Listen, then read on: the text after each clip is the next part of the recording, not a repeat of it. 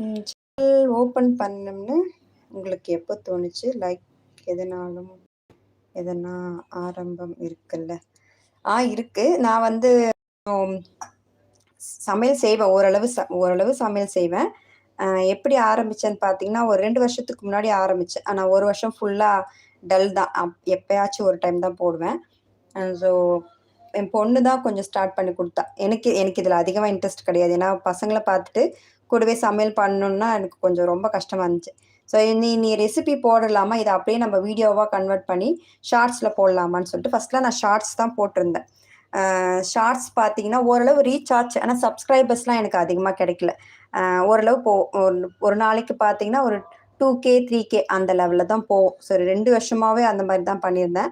அதுக்கப்புறமா பார்த்தீன்னா, சரி பண்றத பண்ணலாம், கொஞ்சம் யூஸ்ஃபுல்லா பண்ணலாமேன்னு சொல்லிட்டு தான் இந்த மாரி லைவ் போட ஆரம்பிச்சேன். லைவ் போட்ட பிறகு நெறைய சப்ஸ்கிரைபர்ஸ் வந்தாங்க. சேனல் மானிட்டேஷனும் ஆயிடுச்சு. ஸோ சரி மானிட்டேஷன் ஆன பிறகு என்ன பண்றது? சரி கன்டின்யூ பண்ணணுமேன்ட்டு பண்ணிட்டே இருக்கேன்.